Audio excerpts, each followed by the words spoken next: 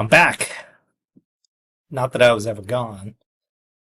However, um, yeah, you'll be surprised to know that I'm starving.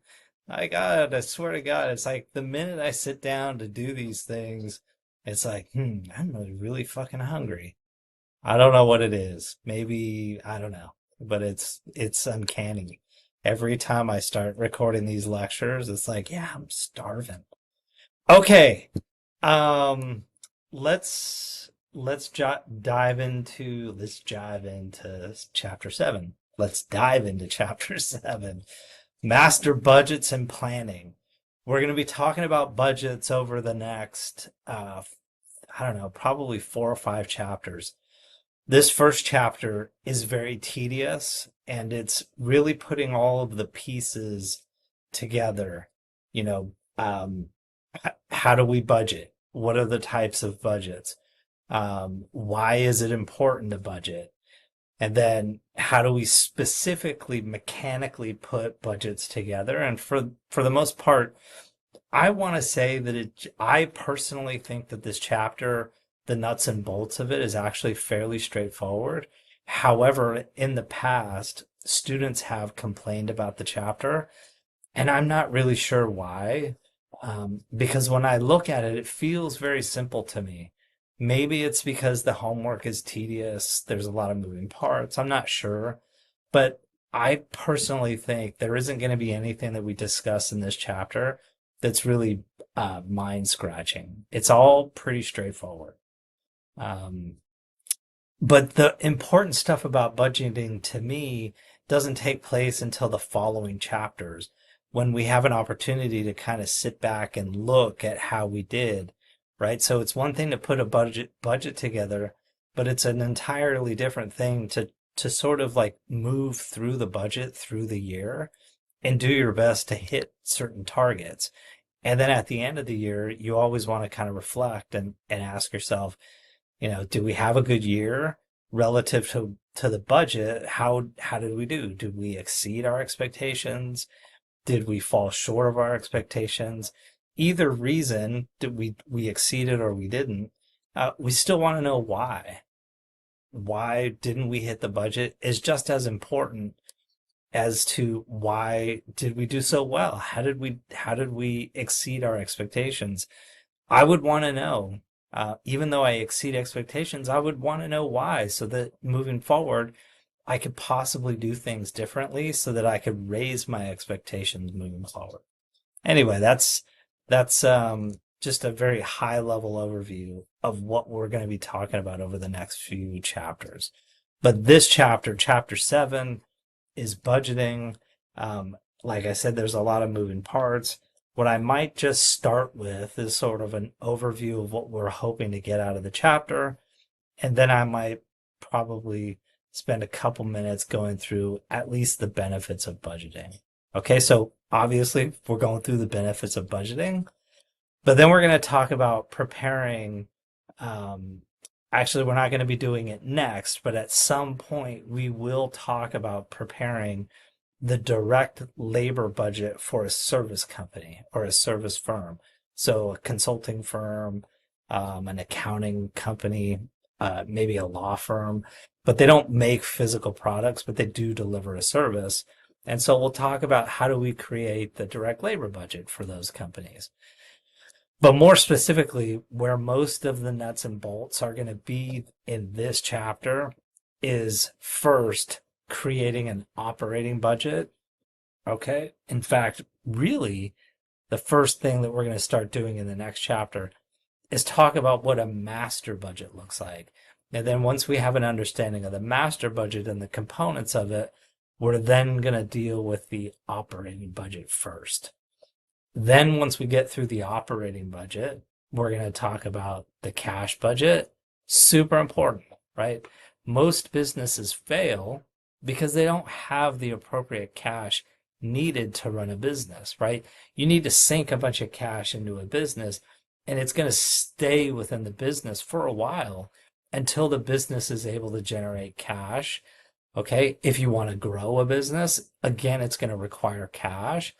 And a lot of businesses fail because they can't generate the needed cash. So we're going to start talking about the cash budget and why it's important, right? If I wanted to start a business or if I wanted to increase the level of output and I anticipate needing cash, I can therefore find sources of cash before I get to a point where I need it. If I wait till I need it, I'm probably not going to get it in time. And those are the reasons why companies fail. Okay, then we're going to, after we do the operating budget and the cash budget, we're going to do financial statements. And that's pretty, it's secondary stuff in my opinion in this chapter.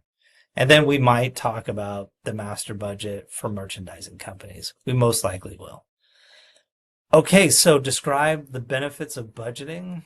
This slide sucks. Okay, a lot of the words I don't really want to. Why can't I draw?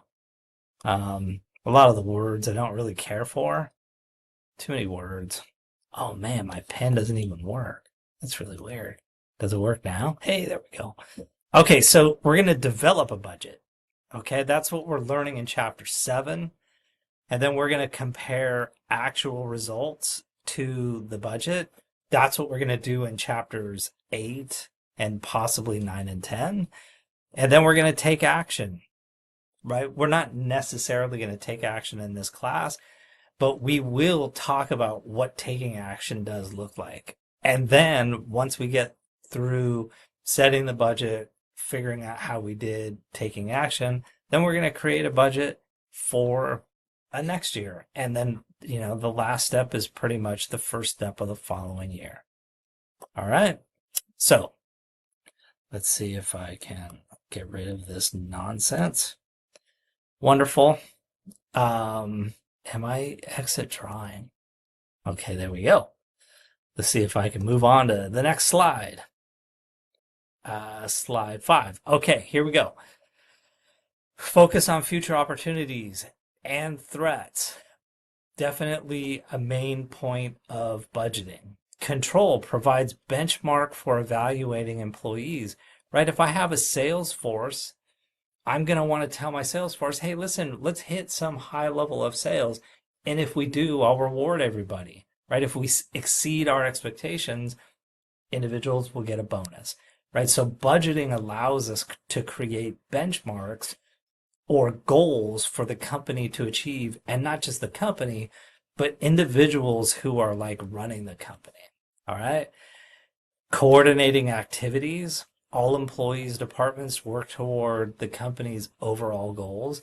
Look, if my business is mowing lawns and I'm the only kid who wakes up and opens the front door, walks out to the truck, drives to the first house, unloads the lawnmower, mows the lawn, moves to the next house, etc., etc.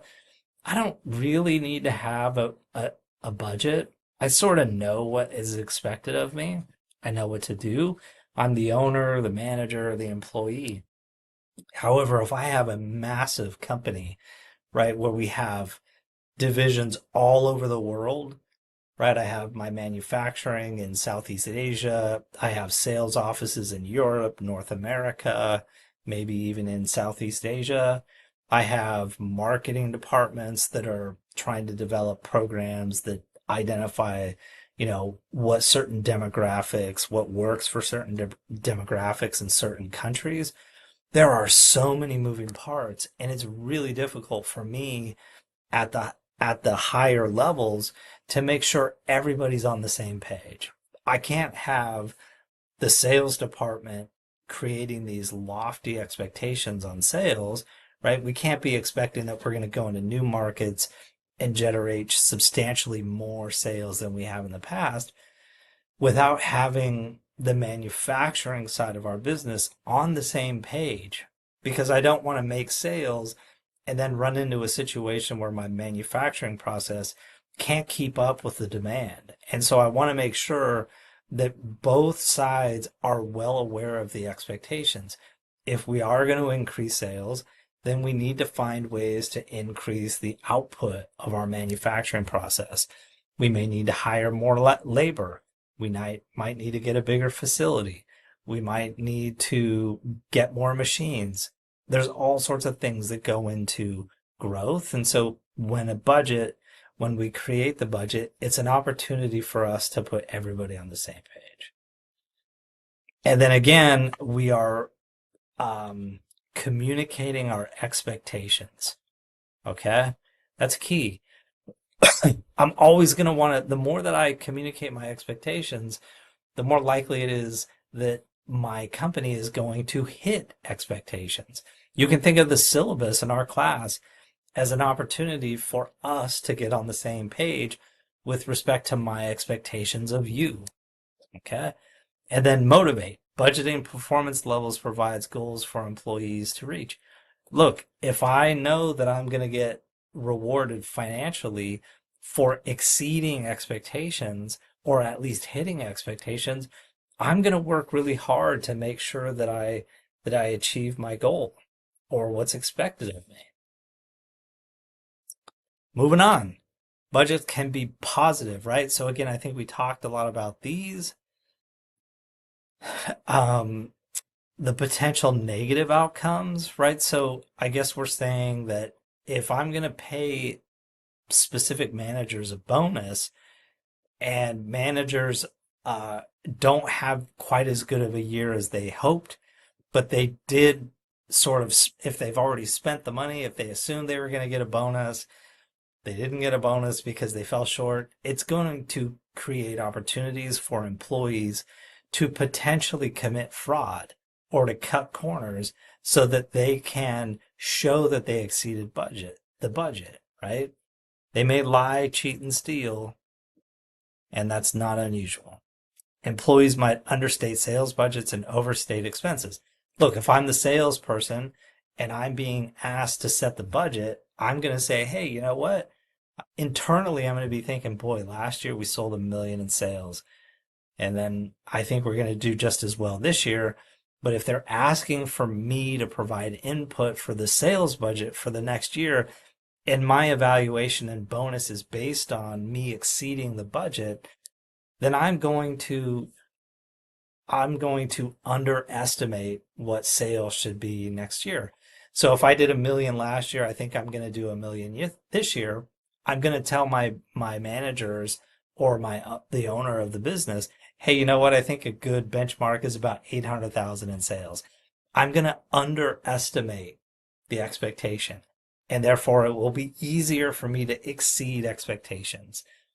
If I'm the production manager and I'm solely responsible for the cost of manufacturing the products, then I'm obviously going to overestimate the total cost.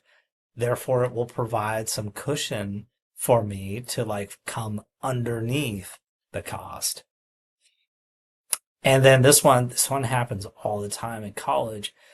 Employees might spend budgets on unnecessary items to ensure budget is not reduced the next period. Right? So if I go through the year and at the end of the year I have an extra $100,000 in cash, or not even cash, but capital that was assigned to my division, and I didn't use it, I would be thinking, boy, if I don't use it, then next year I might be allocated less capital to run my division. So I'm going to go out and buy a bunch of TVs for all of the employees in my office. I'm going to hand out huge bonuses. I'm going to spend that cash. Maybe I'll buy a new machine, even if I don't need a new machine.